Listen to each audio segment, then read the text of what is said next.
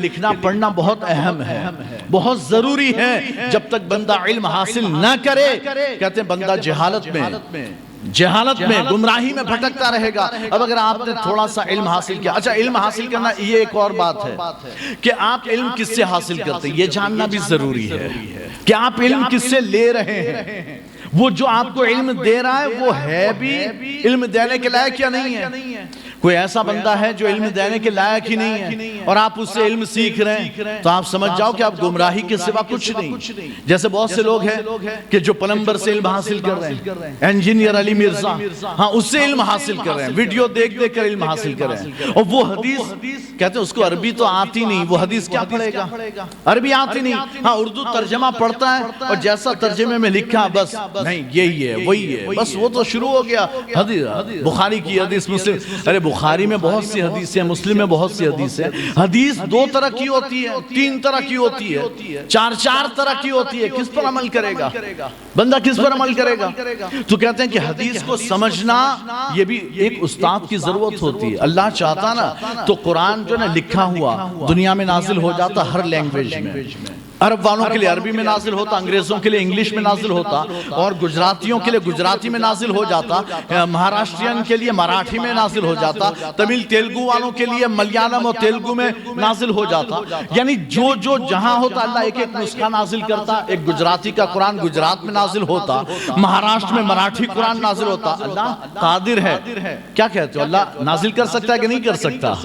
ہاں اللہ قادر ہے، کر سکتا ہے، لیکن اللہ نے صرف ایک زبان عربی میں قرآن کو نازل کیا تو صرف کتاب نازل نہ کی، کتاب کے ساتھ کتاب کو سکھانے والا استاد بھی نازل کیا ہے، اور پھر قرآن میں اسے بیان کیا کہ میں نے جو رسول تمہارے پاس بھیجا وہ کرتا کیا ہے، یتلو علیکم، وہ تم پر تلاوت کرتا ہے، وہ کتاب کی تلاوت کرتا ہے تم پر، وَيُعَلِّمُكُمُ الْكِتَابَ وَالْحِكْمَةِ، وہ تمہیں کتاب یعنی قرآن بھی سکھاتا ہے، حکمت کی باتیں بھی سکھاتا ہے، وَيُزَكِّيكُمْ، اور وہ تمہیں صاف ستھرا اور پاکیزہ بناتا ہے۔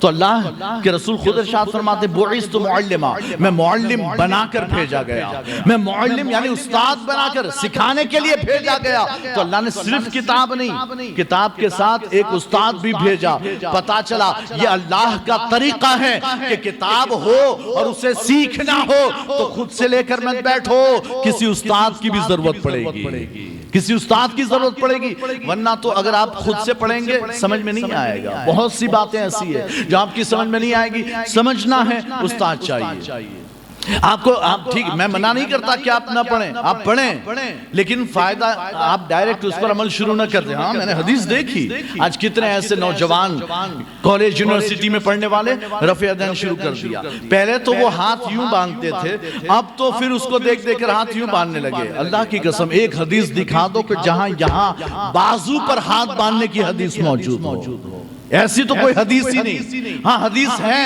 امام ترمذی نے دونوں باب باندھے، فوق السرہ و تحت السرہ، ناف کے اوپر ناف کے نیچے، سینے کی تو کوئی حدیث ہی نہیں۔ وہ حدیث میں ہے تحت صدر ہی، سینے کے نیچے، فوق السرہ ناف کے اوپر۔ اور دوسری حدیث آپ حضرت علی کو دیکھ لیں، حضرت عبداللہ بن مسعود کو دیکھ لیں، یہ کہتے ہیں کہ تحت السرہ ناف کے نیچے سرکار ہاتھ باندھتے تھے، ہے نا۔ یہ رفع یدین ہاتھ بار بار اٹھاتے ہیں، سرکار نے یہ بھی فرما دیا۔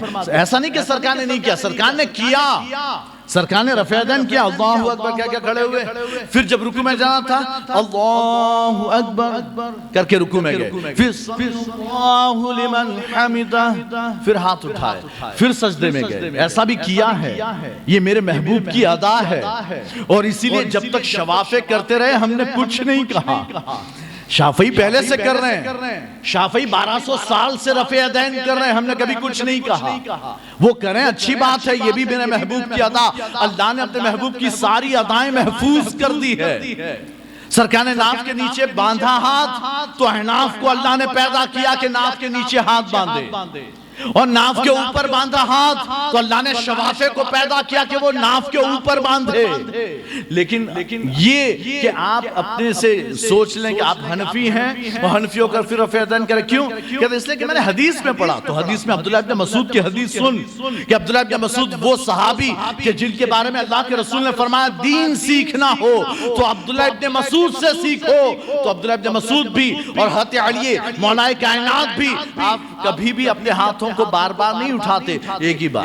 اور سنن ابن ماجہ میں سرکار نے فرمایا کہ یہ یعنی سرکار نے دیکھا کچھ صحابہ رفع یدین کر رہے تھے، بار بار ہاتھ اٹھا رہے تھے، سرکار نے فرمایا یہ گھوڑے کی دم کی طرح کیا بار بار ہاتھ ہلاتے رہتے ہو؟ گھوڑے کی دم کی طرح کیوں یہ ہاتھ اس طرح اٹھاتے رہتے ہو؟ نہیں، نماز میں سکون و وقار کے ساتھ رہو۔ تو عبداللہ ابن مسعود حضرت علی کہتے ہیں کہ اللہ کے رسول نے بھی ایسی نماز پڑھی اور ہم نے بھی ایسی نماز پڑھی کہ ایک بار پہلی مرتبہ اٹھایا ہاتھ، اس کے بعد پھر پوری نماز میں ہاتھ نہیں اٹھایا۔ تو ہم کو یہ کرنا ہے، اس پر عمل کرنا ہے۔